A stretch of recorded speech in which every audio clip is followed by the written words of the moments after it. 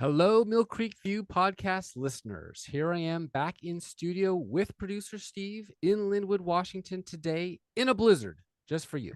I have another great guest for you focused on our nation today with always an interesting person making a positive change in our community. This time, very special guest, Kris Tanto Paronto.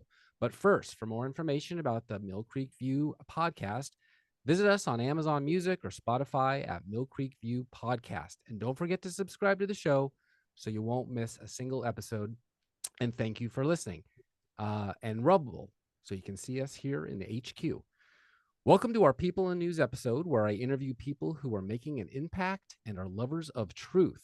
Today, we are talking with Benghazi survivor Tanto Paronto. Kris Paronto, Tanto as he is affectionately known in security contracting circles, is a former Army Ranger from 2nd Battalion, 75th Ranger Regiment, and a private security contractor who has deployed throughout South America, Central America, the Middle East, and North Africa.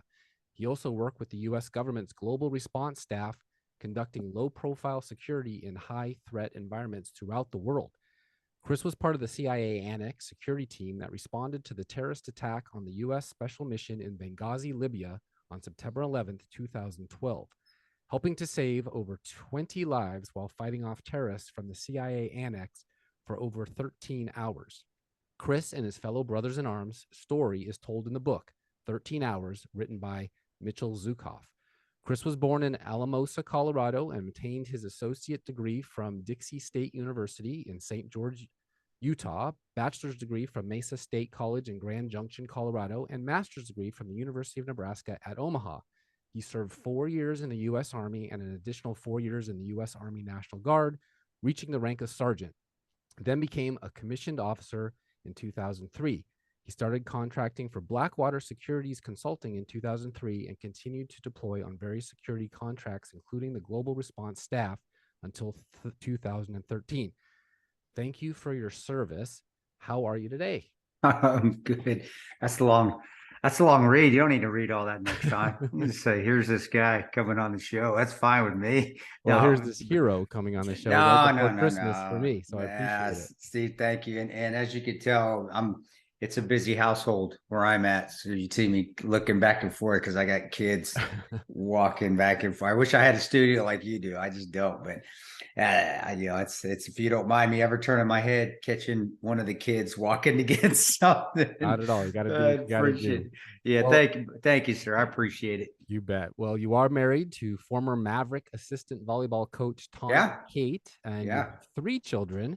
How was it raising a family and being stationed around the world so often? Well, the third one was born after I got back. So, but the other two, it's looking back on it now, it was a sacrifice, of course, for both of us. Just it's difficult living, or it's difficult, and I can even and I imagine it for my kids, and we've talked about it before too, being gone all the time, always being where you're not home, you're missing birthdays, you're missing Christmases, you're missing Thanksgivings, and it's a struggle sometimes to just maintain some normalcy, especially, and then when you come home, you're trying to get reacclimated to just being the greatest country in the world, where you don't have to worry about having a car bomb go off when you're going to have coffee, I'm speaking tongue in cheek, but not, because that actually happened to a few of my buddies, just eating at a diner, and the possibilities there. But it's just coming back, and it just always takes a few weeks just to feel the anxiety isn't there, and the patience to be, and you have to be patient as a father, but you have to, it's hard to have that patience right when you come home, so it was a definite test, but we got through it, and I learned a lot, definitely, how to become a better father. And so we had our third one, I'll be honest, I'm easy to handle, I can handle my temper a lot easier. I'm less to get anxiety quicker as I did when I used to come home And yeah, it's just been a test, really, a test and a lesson to be learned. But it's made me a better father by all means. It's That just, is definitely the silver yeah, lining there for sure. So while yeah, you were back, you actually co-authored the book 13 Hours, the inside account of what really happened in Benghazi. yes, sir. I know it's very rigorous to write a book. It's very rigorous to put out a newspaper like I do too, but it's only every 2 weeks. Um, and the extra step when dealing with intelligence matters to getting it approved. Yeah, How did you yeah. handle that? Well, we got smart. We hired somebody smarter than us to make sure that it got approved. We learned, and we hired a clearance lawyer, but that was the easy part. His name was Mark Zaid. Actually, I'm still friends with him. He's a great guy. One of the just a great individual that I had a good rapport with, and he was our go between with the agency. But before that even happened, it was talking to other gentlemen that had the book, had books out there already. No Easy Day was a big book that had come out by one of my Navy SEAL buddies, and he had gone through a rigmarole with the Navy because it wasn't cleared. Even though if you read No Easy Day, and that's about the killing of Osama bin Laden, there's nothing classified in the book. But he, of course, government has to put their claws in everything and has to be in control. So we learned from him as just from what the Navy did to him as far as just withholding funds and proceeds that he was earning from the book, any advancements that he got from the publishing company. The Navy was in control of all that. And so to us, it was, I think it's like anything else as a military person, you always do your after action reviews when a mission's complete, and then you do your intel collection so you don't mess up when you go on a next mission. And we treated it as such. It was, well, let's see what guys did before us that have had stories out there that are under the government eyes, whether it was Lone Survivor for Marcus Luttrell, and then No Easy Day was the second one. And really, those are the only two big ones out there that we knew had come out recently. Black Hawk Down had come out years before, but that really didn't have a lot of the input from the military per se as the recent ones, ours and the other two that I talked about, No Easy Day and Lone Survivor. Yeah, those are And two great books, by the yeah, way. they are. Great And movies as well. Black Hawk Down's a tremendous book too, and Wonderful. a tremendous movie too. But ours being ours and us knowing that it was going to be a pretty big, it was going to be politics involved. There's granted, we didn't want to get in the political fight, but because of the responsible parties due to what happened to us, there were going to be politics into it. So we had to make sure let it say it as I can, as our butts were covered when we got the book done, and then we submitted it for review. But we also went in and we were told this, and we were by the chief of support, the acting chief of support there at the agency, that if we did the book, we were going to lose our jobs, which we knew that was going to happen. We had no dreams, pipe dreams or anything that, they're going to let us do this and then they're going to keep us on. We knew it, and then we were told that was going to happen. But that's the price you pay for integrity. Sometimes you can't put a price on integrity, in my opinion. That's exactly right. The book is the true account of the events of September 11th, 2012, when terrorists attacked the U.S. State Department Special Mission Compound at a nearby CIA station called the Annex in Yes, sir. Benghazi, Libya. Is there a lot of things left unsaid because you weren't allowed to? I ask that Well, because I've heard you interviewed about NDAs, non-disclosure agreements. yeah. There must Um, there's always non-disclosure agreements. You don't want to give away, and that's we never would do that. We never did give anyone that's going to harm or put our buddies in danger on ops. So specific tactical ops that we did, no, we wouldn't put anything like that out. And that's nothing, we're not supposed to, but regardless, we're not going to put that out there because it could get somebody killed. But that being said, as far as what we were doing there, yeah, we didn't get into that in 13 because to us that wasn't important at that time. We were telling about the actual event, what took place those 2 days or 13 hours. And so we stayed out of, hey, this is why we were there. Now it's been put because of the committees and all that. It's come out, we were there. We were facilitating, weapons going into Syria. We were doing CIA stuff, that what the CIA does behind the scenes. And we were destabilizing, pretty much a whole region, as far as from Egypt to Syria to Libya because of control and because of administrative control. People wanted other people in charge that were more friendly to who we had in charge here at the time. And that's how I've gone overseas for 10 years before Benghazi even happened.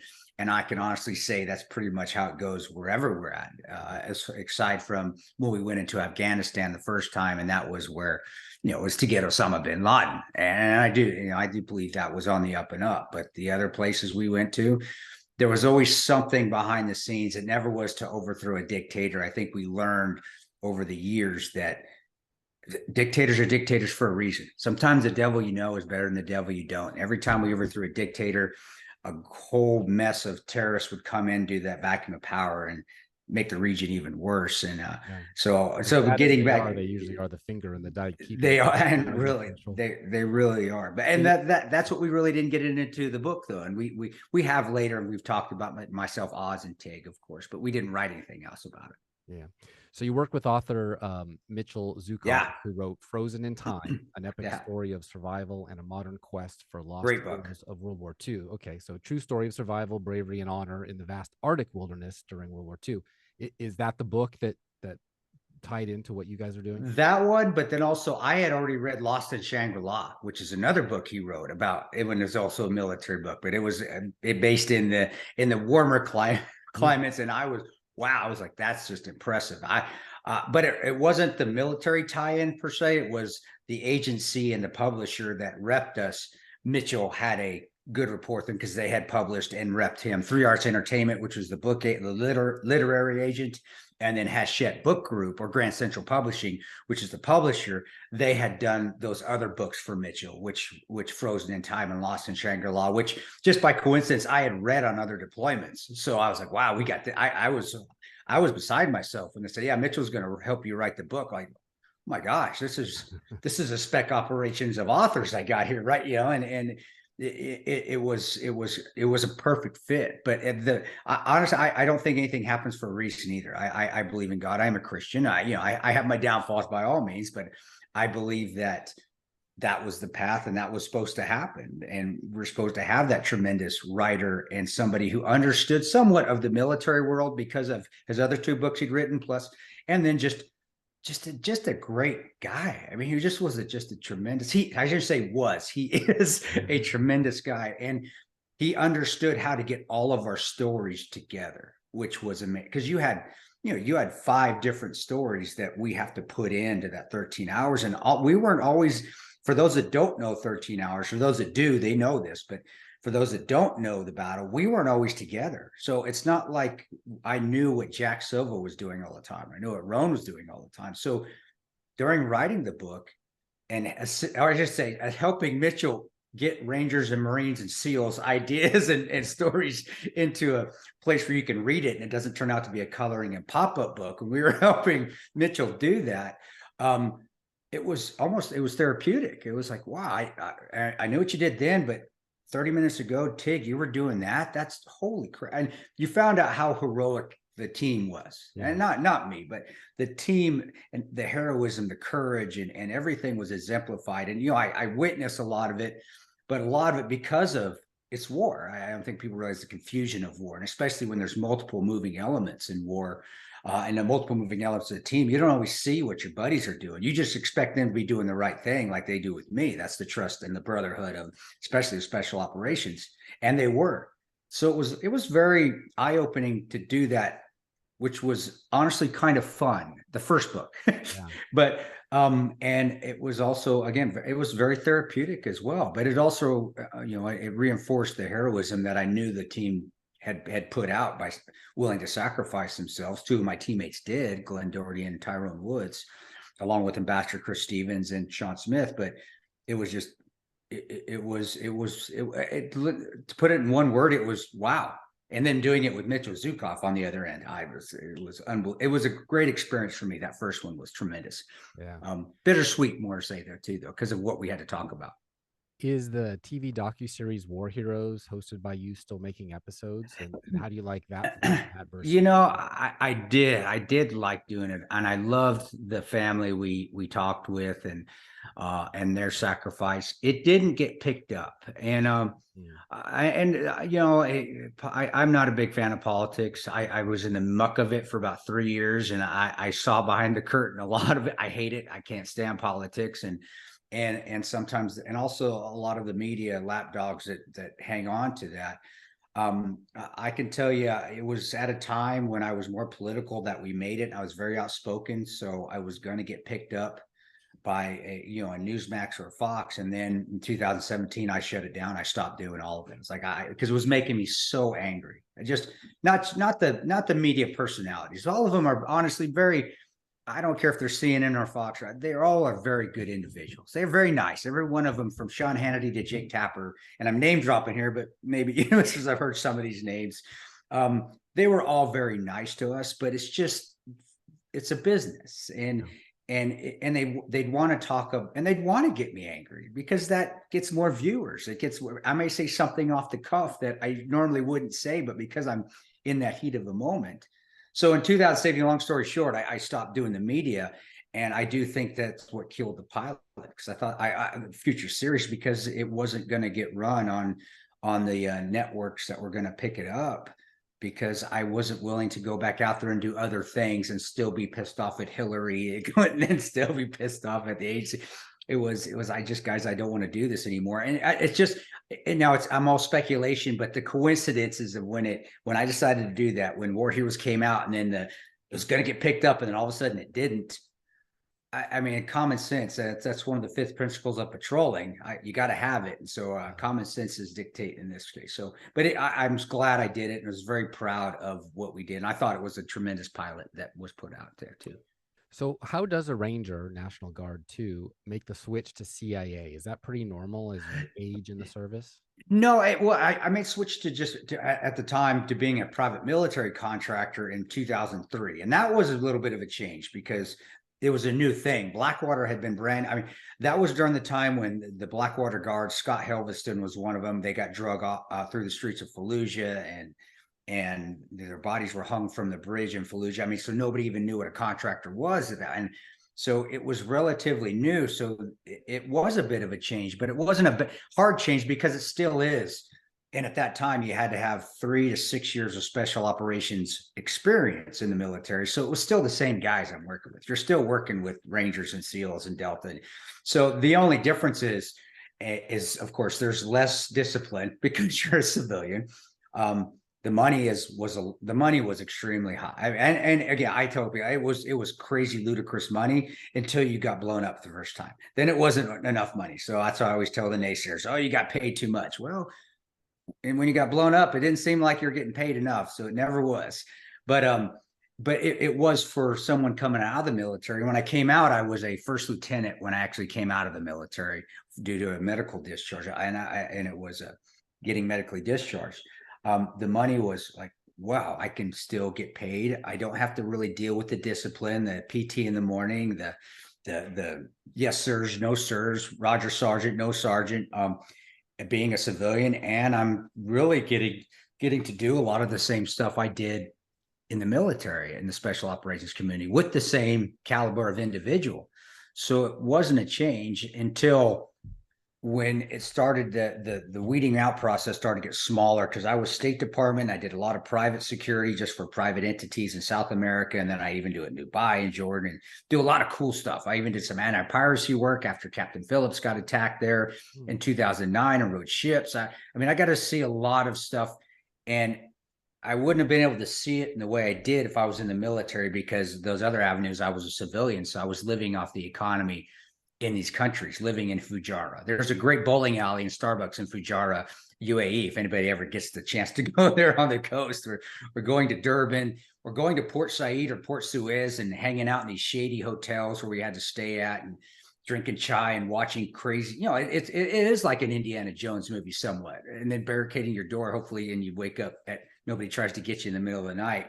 But that was the experiences that were different because, in the military, you're still in a pretty safe environment on a base until you go out, until you go do your ops.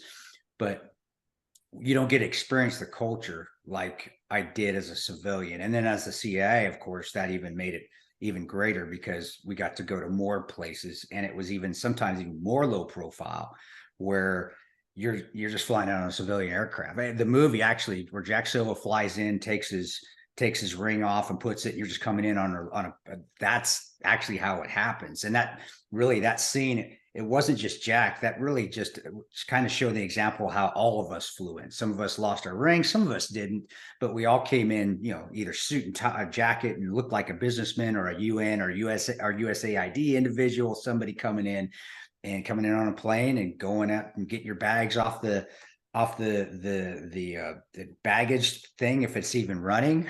If not, you're going to track it down at the airport and then linking up with some fellow officer there that's just hanging out, and you head to your base. It's very romantic. It honestly, it reminded me of the romantic stuff I used to read. When I say romantic, that Cloak and Dagger, spy stuff that I used to read. Sure. Yeah. I grew up hearing over and over again about the motto of "Leave no man behind," and the Yes. sadness I have about Benghazi Yeah. as a layman who watched the movie and read the book, besides the loss of lives, is there was no support backup. I hear Yeah. planes were available in Italy a short Yeah. way Yeah. away, but like the Bay of Pigs in the '60s, they didn't Yeah. send them. We don't know what the DC players were doing that night. I personally believe they're watching the newest episode of Homeland or something, but it was the 9/11 anniversary. They should I have know. been on high alert. How do you feel about the commander in chief and the secretary of state at the time that was responsible for the embassy security? That's one of the reasons why I have a terrible view on politicians and politics. And politics are always before patriots, always. And no, they failed. And also, that's not a political statement. They failed. It could, if it was Bush or Trump or somebody else in office, I'd be saying the same thing. You're commander in chief, and then you are the secretary of state, who at that time we were on a secretary of state op, and leaving an ambassador of his high account. I mean, Ambassador Stevens was no dilettante. He is foreign service, and he was. I would have rated him like a 3-star general. And there are ratings within the diplomatic world, within the ambassador world. People don't know that out there.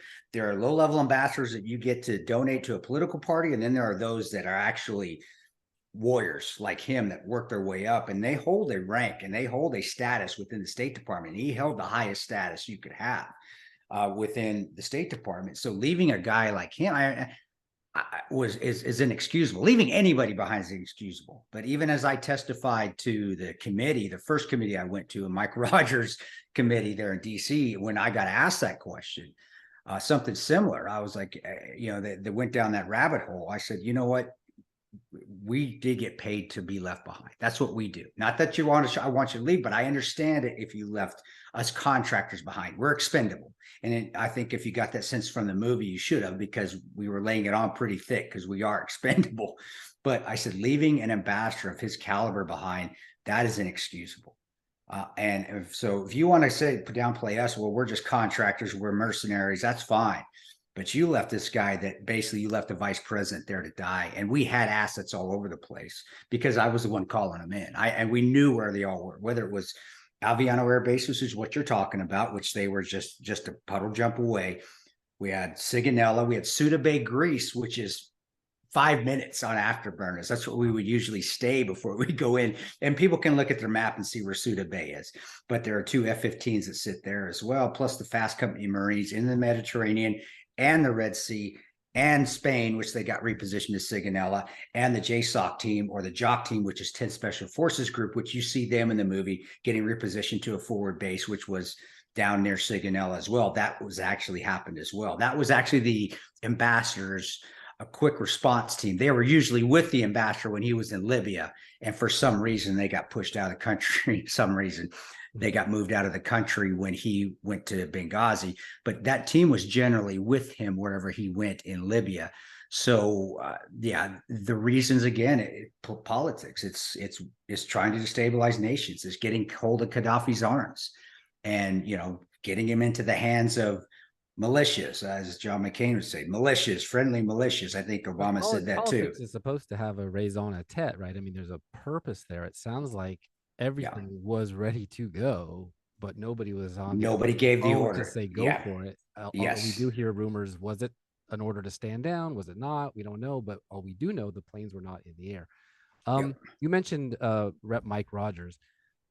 He said it was very clear to the individuals on the ground that this was an Al Qaeda led event.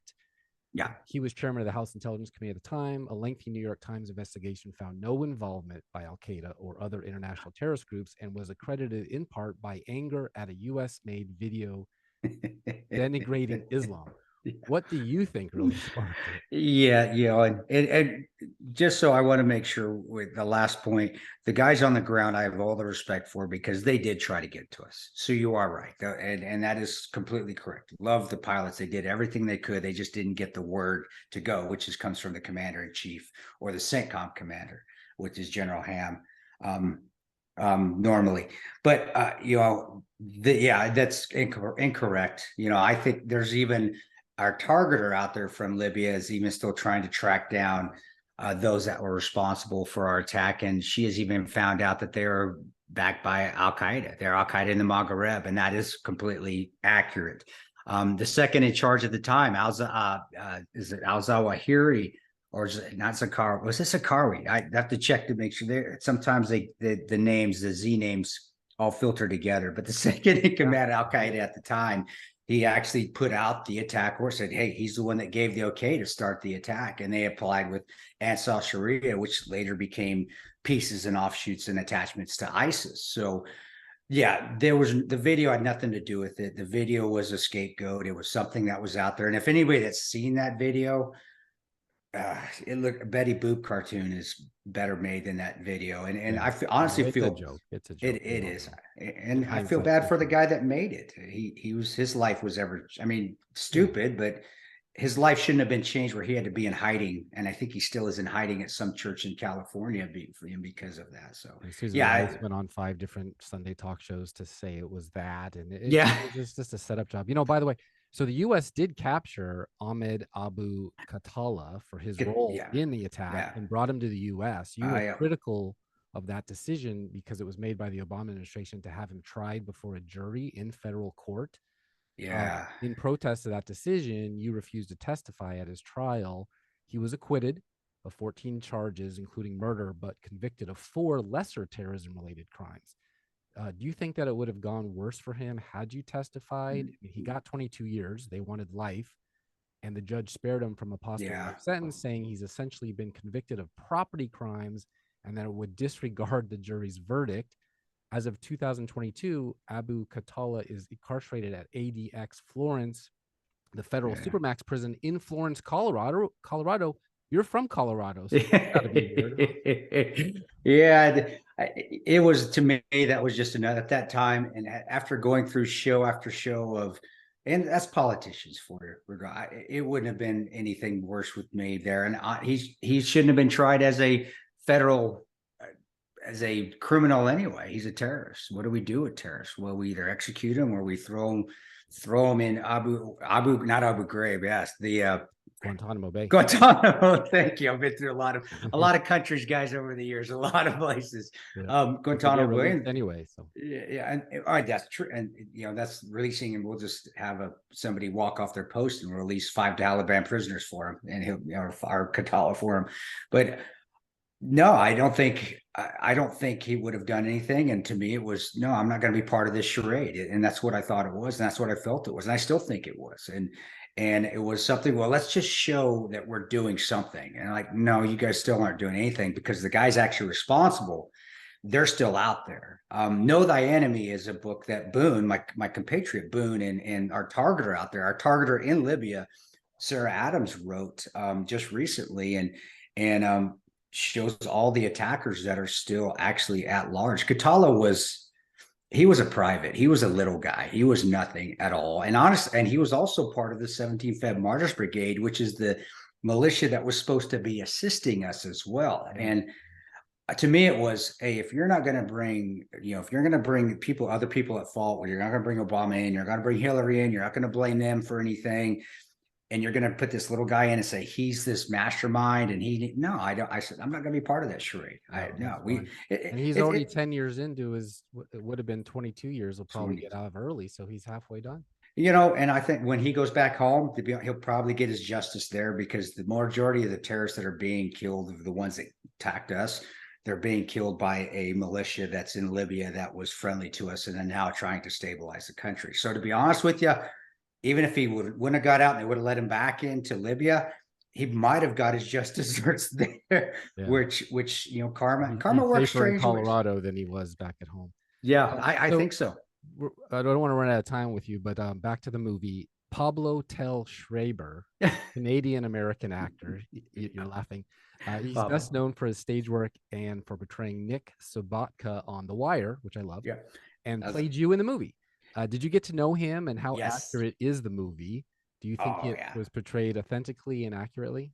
I do love that question, because I do think it was. Pablo and I are still friends. Actually, I knew Pablo when he was at Orange is the New Black. I used to watch that show. I thought it was clever the first couple of years I watched it. And he was the sadomasochistic sexual deviant security guard called Porn Stash. He was there. And actually, that's how I got to know he's going to play me, is the agency that was making the movie said, hey, we got a guy named Porn Stash. And I knew who it was. It's like, oh my gosh, you got Pablo. And I did like Sobotka too. I watched The Wire. I'm the same as you. I loved him in The Wire. So I was just like, wow, this is awesome. And then I saw him, and he's a lot bigger than me. I'm better looking, he's bigger, so it's a good trade off. But his mannerisms and personalities are very similar, at least at that time. Very smart asses, very jackassery, very disrespect for authority a bit, but also that, hey, if you treat us right, we got you. And I think he was the same way. And honestly, I did believe that he got that across the movie. Those the dancing, I did that. That's what I did. The chubbing line, don't leave your stuff laying around. If Tanto sees it, he's going to chub it. So every time you left your coffee mug, you might as well throw it away. For those can watch the movie and know what I'm talking about. All the guys did a great job. And Kris, like you, I grew up in the 70s and 80s.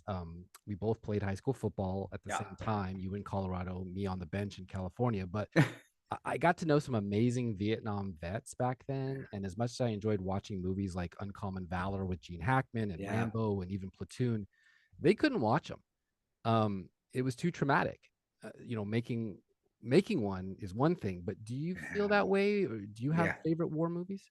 The making of it was hard for me, but it was I made it a surreal experience for me. So it as in its own separate experience. So I was able to compartmentalize it, but now it really does. It's hard for me to watch the movie. It really is. And I do watch it because honestly, I do want to feel those feelings that I felt that night and the next day. But it is harder now to watch it, but being on set, and we were on set, so it actually go back to your other questions. Yes, the movie is very accurate. We took turns being on set. We helped write the script. We got to know Michael Bay. He did scenes that were wrong when we say, hey, that wasn't the right position of a hand or just anything to make it accurate.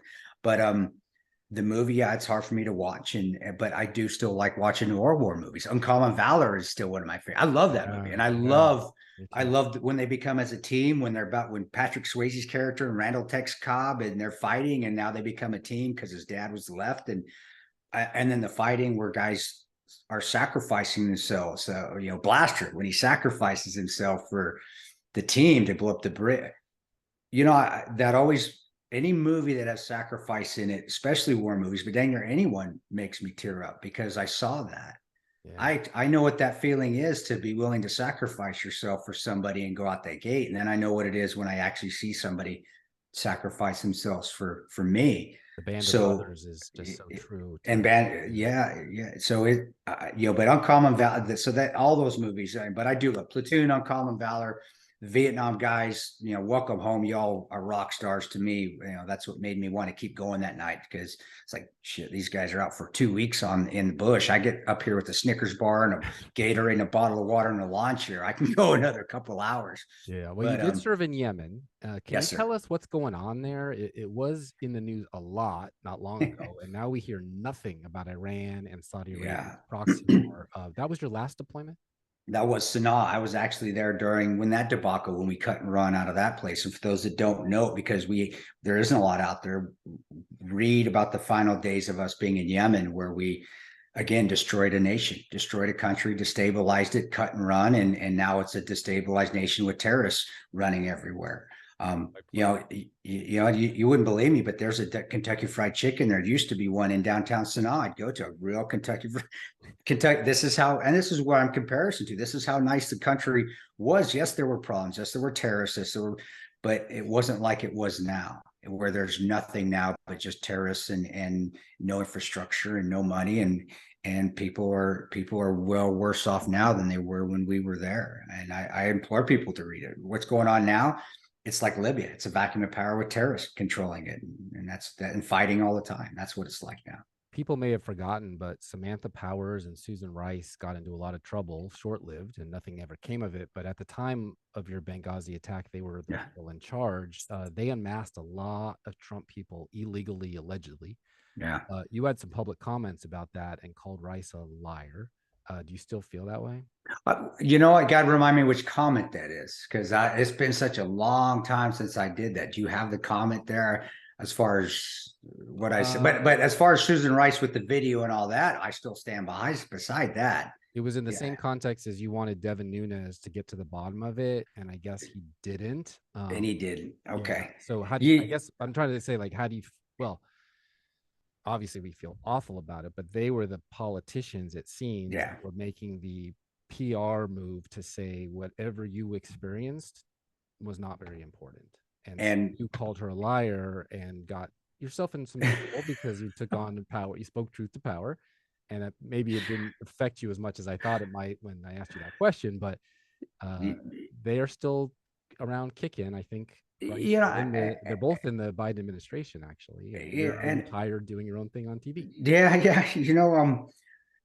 It's how our country is, really. I don't think they really want to know the truth especially about our politicians, except for the powers that are the legacy. I guess we could call them the legacy media, or whoever, the ones that are out there, always out there. And it goes down to just, I don't know if it's a game to them, and that's what I kind of feel. It's like a game. It's like, hey, it's like the Cowboys playing the Redskins. That's how important it is. It's we want our team to win, and I do still. No, Benghazi. She called. I do remember what she was saying, and she was just backing what Obama was saying at the time too. Benghazi is a conspiracy. It was due to a video. That was a lie, and people know that was a lie, and I still stand beside that, and I will always stand beside that. Do I get as mad as I used to?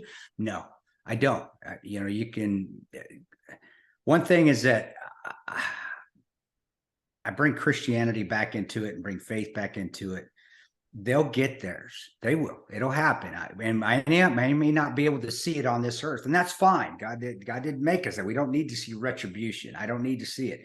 I know it will happen. And at the time when I was an angrier person, I even said, I think I went on Fox and Friends in the morning, and I said I wanted to reach in and choke Obama when he said Benghazi was a conspiracy.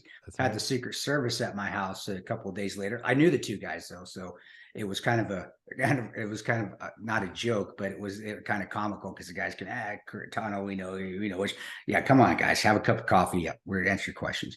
But it turns out that taxpayers were funding CENTCOM to suppress Twitter comments, so people like you or even me aren't allowed to speak, and we can go on to that for a whole nother hour. But I am running out of time, so I want to ask you, when you do your motivational speaking now, you share your own personal journey of faith to equip people with tools to overcome adversity in their own battles, and how God brought him through you, the toughest fight of your life. How do you and God work that out? By listening and by getting wiser and looking back on things that you might have saw as being an adversity, or the why me. Hey God, why are you doing this to me? When he's just trying to have you learn something from it. When I got discharged from the military the second time, when I had a medical, everything was going perfectly. I'd righted myself, and all of a sudden have this huge stomach ailment where I'm bleeding out of orifices I shouldn't be bleeding out of. And you want to look back and go, God, why are you doing this? And I did say that, like, what did I do to deserve this? And I think we all have those moments in our life. And now I'm at this point where I'm like, where I can look back and go, okay, I get it now. You were putting me through that so I could get through seeing a lot of death in Iraq, the adversity. I could be stronger for it. I could be in Benghazi and be fighting all night and be like, all right, I'm tough. I've gotten through a lot of adversity. God's put me through a lot of ups and downs, and I've hurdled over. And this is just another one to hurdle over. And even after Benghazi and those 3 years of where I honestly was not a good person, I being out in the media and the spotlight and being succumb and overcome by vices that I shouldn't have been overcome by, but I did. I'm human. I'm fallible, and wanting to put a gun in my mouth and looking back and go, wait a second, you went through Benghazi, the worst night of your life, and now you're going to end it and you're going to quit. And I'm like, no, we're not doing that either. So even Benghazi is not the end all be all. That is just another piece of adversity that God put me through so I could become stronger coming out of it. And it helped me be here today talking to you. I'll tell you that. It's not nightmare. So we got about 5 minutes left. I want to try to hit these last few things. You have 2 other books, Patriots Creed and The Ranger Way. Yes, sir. What lessons do you teach in those?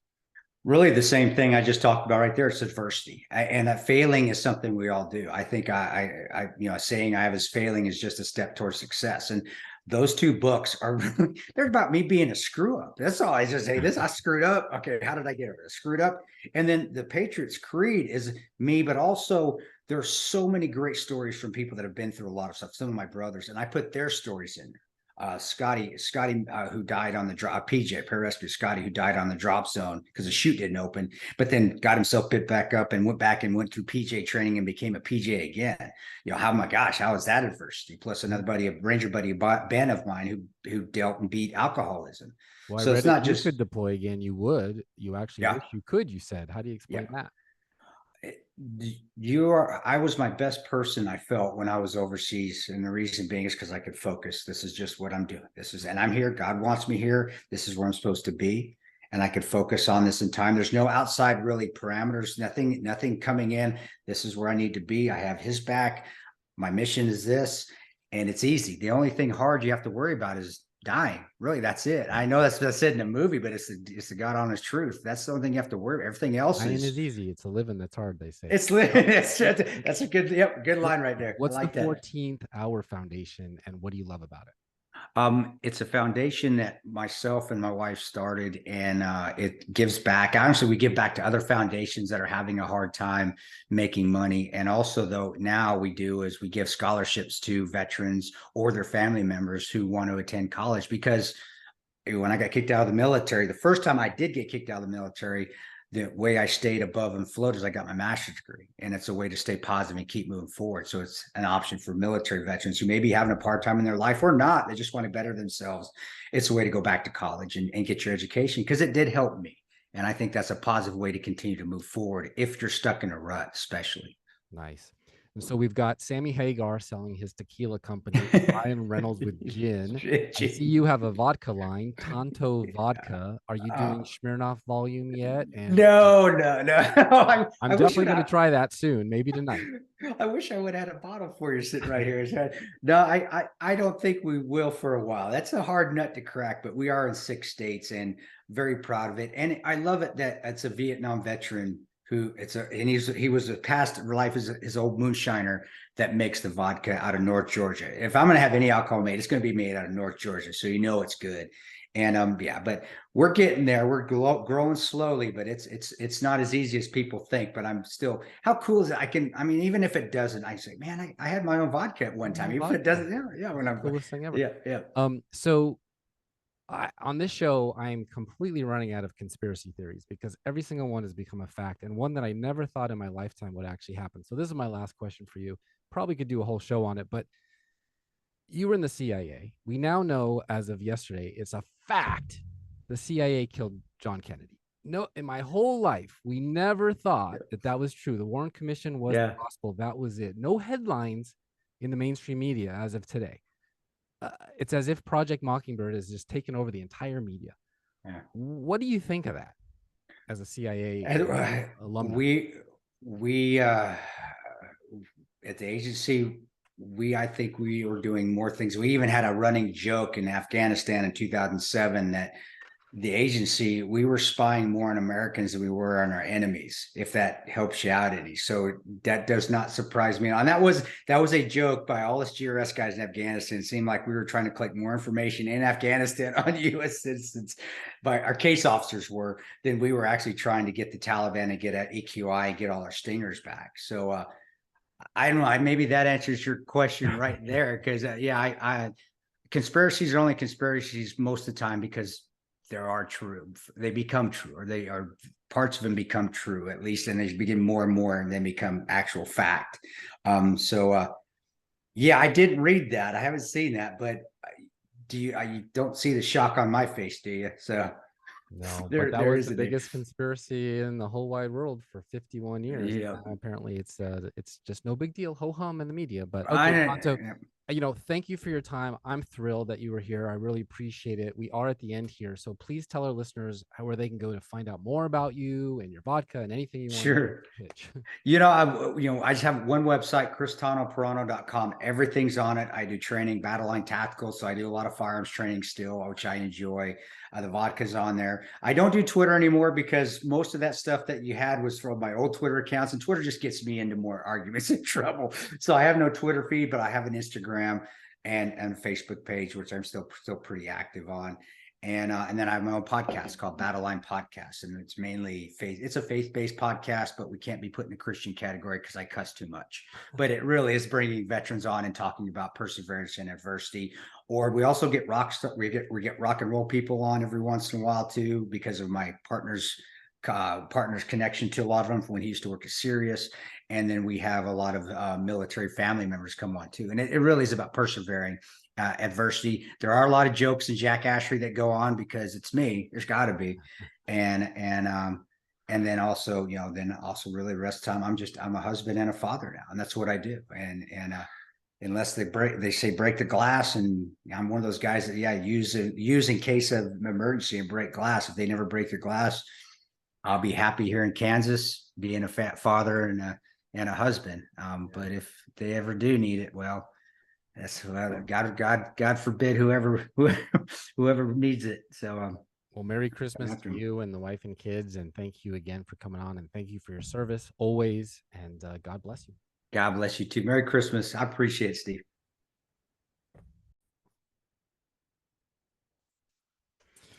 Welcome to the Steve and Steve segment of our show, where we cover what we just heard and anything else on our minds today. Steve, nice to be here in studio where it's warm, even though it's snowing outside. Yes. What do you think of the CIA and our guest, Kris Tanto Paronto? I think the CIA, I think the FBI, all these agencies need to be disbanded, put away. I really believe if you read my book, and I know you've read or reading my book, these guys work for the guys at the top, and the State Department, quite frankly, does too. But I really enjoyed hearing his story, and then he was able to, as he started unwrapping his life, recognizing that he was involved with destroying countries. And when you destabilize a country, the old analogy that Jesus says, when you remove a demon and you don't clean it up with the right thing, then he comes back with 7 more. And that's exactly what's happened. And I think it's every single bit. It's kind of like the Brzezinski plan that was under Kissinger. The whole idea was to disable all those countries. And you know what? It happened under the quote, quote, war on terror. That's right. And I mentioned that just this week we got the conspiracy unraveled that the CIA was behind the death of a president. And even though the mainstream media doesn't seem to care, I certainly care. And apparently there's 3% left outstanding that we will one day hear about too, if they ever get around to it. So hopefully I live long enough to see what the real truth was about our government and what they're up to. In the meantime, our government of today, on Tuesday, Biden hosted a signing ceremony alongside Vice President Kamala Harris, former House Speaker Nancy Pelosi, and Senate Majority Leader Chuck Schumer outside the White House, where the president codified legal protections for same-sex and interracial marriage. Hours after the event, the White House shared a photo glowing in rainbow colors. The White House was. The red, orange, yellow, green, blue, indigo, and violet colors are often used as a symbol of the LGBTQA+, whatever comes next, community to represent equality. The rainbow was glowing on the White House during the daytime ceremony. Please play clip number 1. Law, the Defense of Marriage Act. We've all voted, not where I voted, and others said, look, marriage is between a man and a woman, and states must respect that. Nobody's violated that law. There's been no challenge to that law. Why do we need a constitutional amendment? Marriage is between a man and a woman. What's the game going on here? I can't. Devout Catholic, President of the United States, Commander-in-Chief, Joe Biden says something totally different 20 years ago. Okay, marriage is between a man and a woman. What's the game going on here? That was then. This is now. The new law intends to keep gay marriage legal should the U.S. Supreme Court ever decide to reverse its 2015 decision in Obergefell versus Hodges, which legalized same-sex unions nationwide. Similarly, the Respect for Marriage Act keeps interracial marriage legal should the Supreme Court revisit its 1967 decision in Loving versus Virginia, which struck down state laws barring the action. Let's hear from clip number 2, please. Justice Thomas went even further, and he wrote the following quote: "We should reconsider all the court's substantive due process precedents, including Griswold, Lawrence, Obergefell.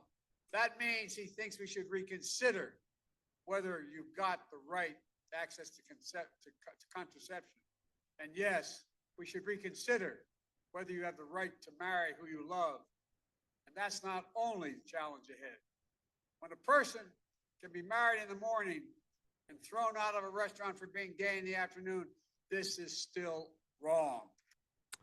Justice Thomas. Steve, when in the last 30 years has anyone been thrown out of a restaurant in the United States for being gay? I don't know of anyone. I do know of cake bakers that have put out of business. Interesting. Or something else. That's true. I read a lot of news myself. I can't remember anyone being thrown out for being gay. But he does wear aviator sunglasses, so he's pretty cool. Let's hear what trickles down, right? We have trickle down economics. We have trickle down politics. When something like this happens, where does that actually hit the rubber to the road? Because most people will watch this maybe and say, well, that's DC. That's Joe Biden being crazy. It doesn't really matter. But play clip number 3. Let's see if this is actually having a real world effect. So in the preschool classroom I work in today, a little kid asked me, "Are you a boy or a girl?" And this has happened a few times, but I live in a pretty conservative area, so I don't necessarily feel comfortable saying what I would like to say, which is I'm neither. Some people are neither a boy or a girl. So I just went to my go-to, which is, well, what do you think? And they said, "I think you're a boy."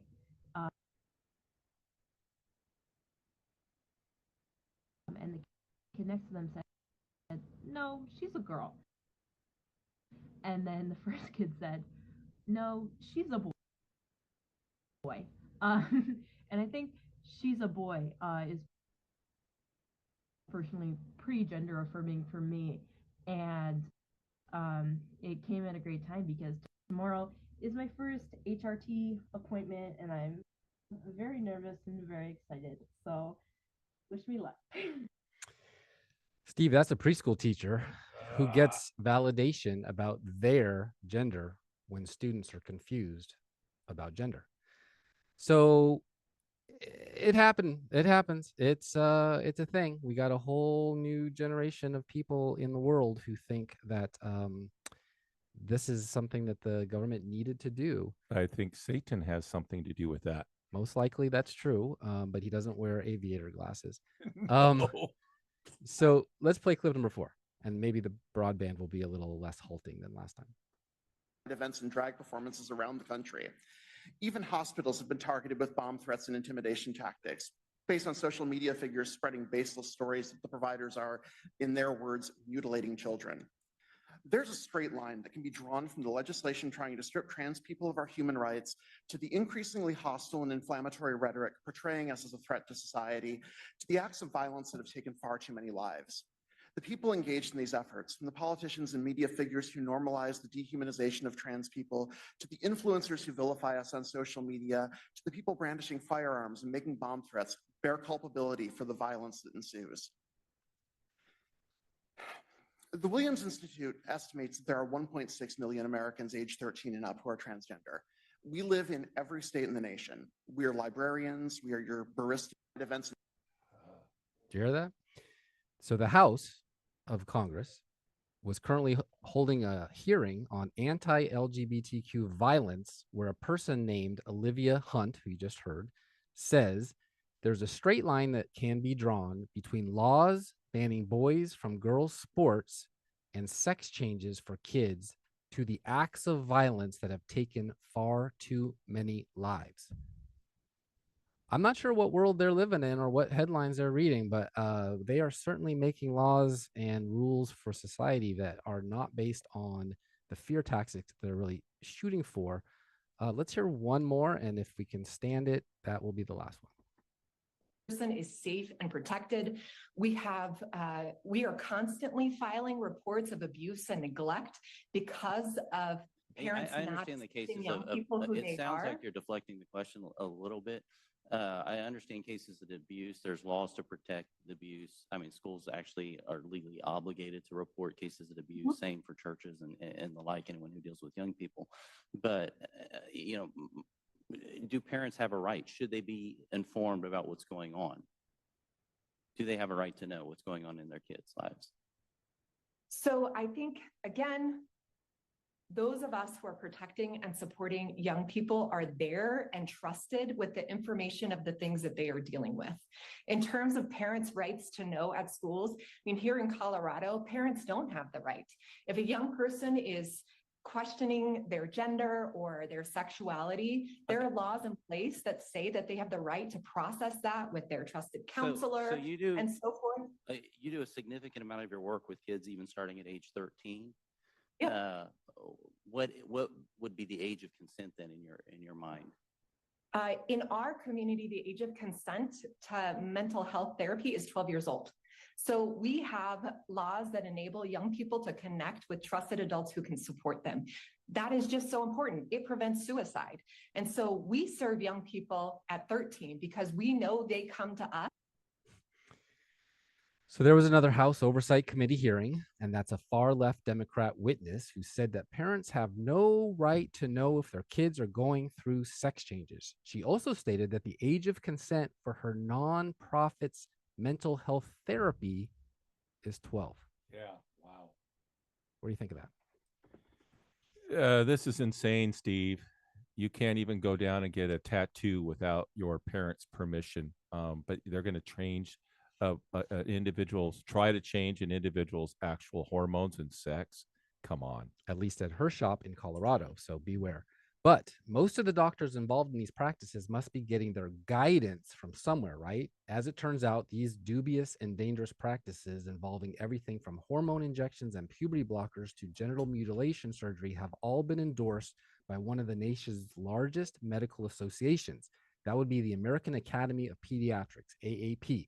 Founded in 1930 as an offshoot of the American Medical Association, the AAP is first and foremost a standard-setting body that makes the rules.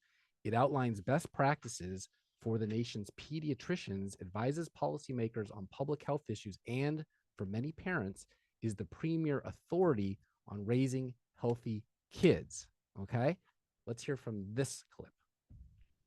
This allegation of groomer and pedophile, it is alleging that a person is criminal somehow and engaged in criminal acts merely because of their identity, their sexual orientation, their gender identity.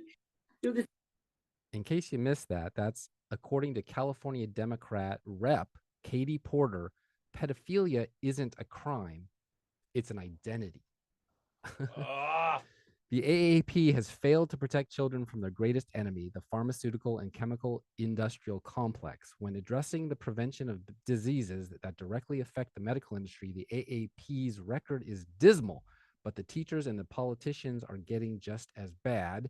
RFK Jr., children's health defense.org says Nominally, the AAP is a professional medical association, but more often than not, it functions as a corporate and government mouthpiece, including issuing policy guidance to its members stating that it is an acceptable option to pediatric care clinics to dismiss families who refuse vaccines in this case, with total revenue gains and other support amounting in 2022 to nearly $127 million, supporting a staff of 475 and a self-described role as the #1 publisher of pediatric titles in the world books.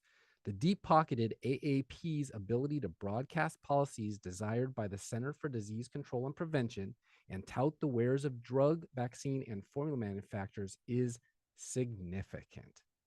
I think I rest my case. Stay tuned for my thought of the week. Welcome to our thought of the week. But before I share, I want to remind everyone to subscribe to the Mill Creek View podcast. I don't know why you have to move up the charts with subscriptions as opposed to listens or downloads, but you do. So please subscribe. Keep this thing going. Just